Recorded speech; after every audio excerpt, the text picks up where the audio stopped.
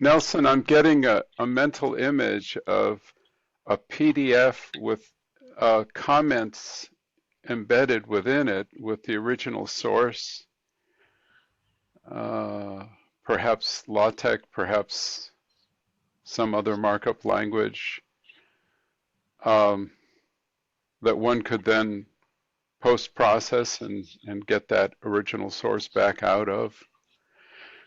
But it's fanciful because I just said PDF comments. I'm not sure if such a beast actually exists. Can I Yeah. come in and answer that in a different way? I'll start by the Journal of Online Images Sequences, which I was looking at today. And because my mind is being tuned in a different way, I happen to notice that you have a page for the article, and it gives you a link for the PDF, a link, I think, for the DVI, and a link for the text source. And if you're going to say, what is the URL for that journal article?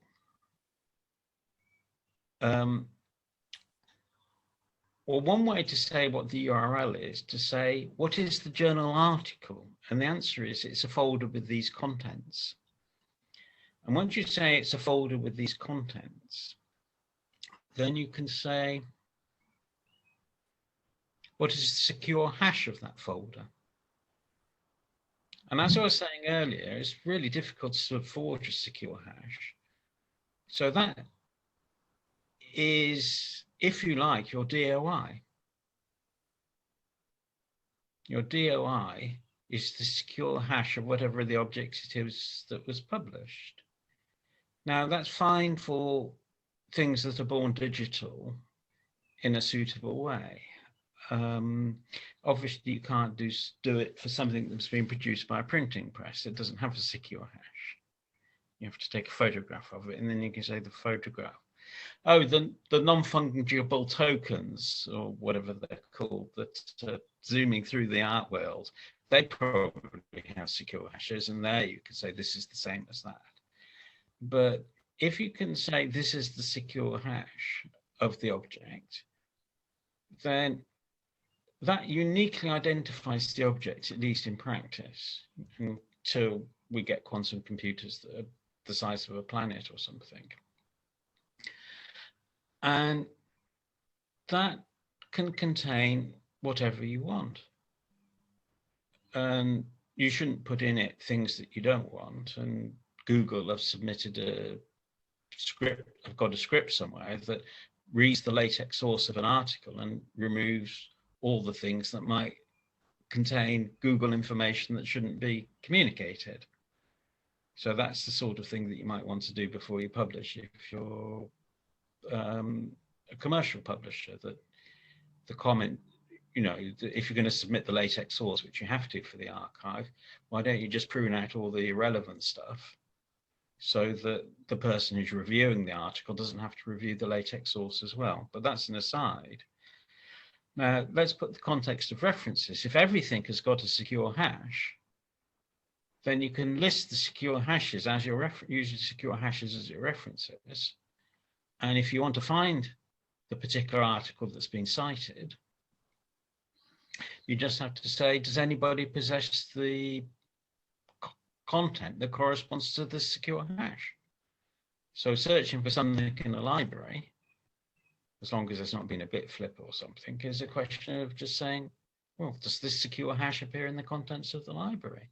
You might think, oh, this is peculiar and unreasonable, but it's exactly what Git does. When you make a pull request from Git, when you make a push to a Git repository, Git says, your repository says to the target of the push, I'm going to push to you something whose secure hash is such and such. Do you have it? And if it has it, it says yes, and no further data needs to be transmitted.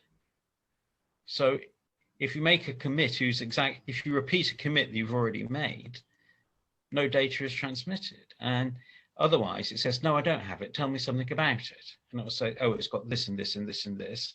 And the conversation is repeated.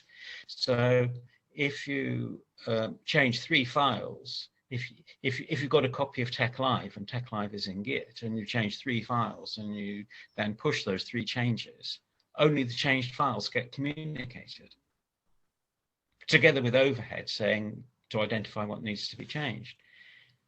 So if all the libraries stored everything in Git or some similar content addressable store, and all the references had as part of them the secure hash that told you what was required,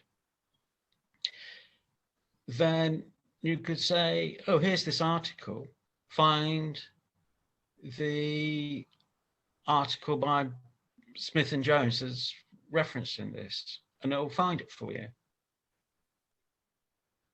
if it's available. And if it's not, then you can sort of put out a larger search for it, searching all the bit stores to see if they got something with the secure hash. And that solves a large number of the technical problems associated with references. The social problems, such as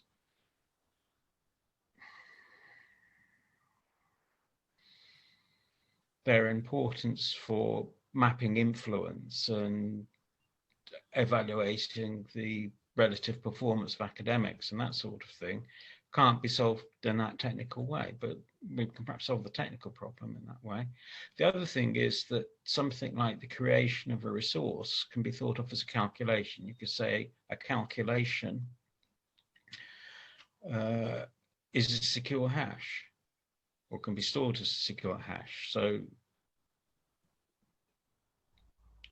this requires a sort of virtual machine that evaluates calculations, and so it's not, you can't have tortoises all the way down, but that's again part of the references, is that if you have a bibsec style file, it should have associated to it, not necessarily recorded in it, but associated to it, the sources. And you should be able to identify those sources and be able to at least know if you've got the right thing. The thing about knowing the secure hash is it doesn't tell you where it is or how to reproduce it. But if somebody finds the right thing, it allows you to identify that you've actually got it. That's the thing, is that it acts very much like a fingerprint. When you've got a fingerprint on the scene of the crime, it doesn't tell you who did it until you start taking people's fingerprints. But if you get a matching fingerprint, it's very, very likely you've got the person that did it, or at least the person that created the fingerprint. So I see that as one of the big changes since the 1980s and the 1990s, which some of the modern bibliographic reference management systems are building into their behavior. I'll stop. I'll give my little speech. Yeah, I completely agree that that could be a useful thing, but we have to solve at least 2 problems. One is to ensure that the digital objects never disappear. And the other one is, how do we solve the problem of a typo in the hash or the DOI? A 1 character change in the hash or DOI effectively means the article is not retrievable. Now, with the traditional style of citation, you give a list of authors and a journal name and a volume, issue, pages, and so on, and year. In other words, you have redundant data besides the DOI or a URL that points to the article. You have some chance of recovering. But if our indexes only had, say if our bibliography list only listed a number like a DOI or a digital hash, then typos would be unrecoverable. The storage of objects, safe storage of objects, is something that has to be solved in any case. And in some sense, one of the problems there is to know that you've got corruption. So having a secure hash means at least that you can say, well, I've got one of the 50 copies in the world of this item, and I can from time to time check that the bits are still there and that I can still retrieve it. So that's something where the secure hash does help. The other side of it is, yes, long sequences of numbers don't mean anything to human beings. And you need error correcting codes, which is how CDs and DVDs and all sorts of other things work. And you need things that make sense to human beings. And at some point, you probably want cryptographic signatures. But when you think about it, the whole thing is very similar to the notions of security involved in, for example, installing updates of the Apple operating system for the iPhone. That if the thing isn't signed, it won't go in. And that's the way in which the iPhone protects itself against corruption. And in some sense, the libraries of the world, so to speak, could protect themselves against corruption. The couple of weeks ago, I think I spoke about locks, LOCKSS, and I'd be interested to know where they are now, because they're very interested in that whole sort of thing, and the issue of safe storage of data is really important.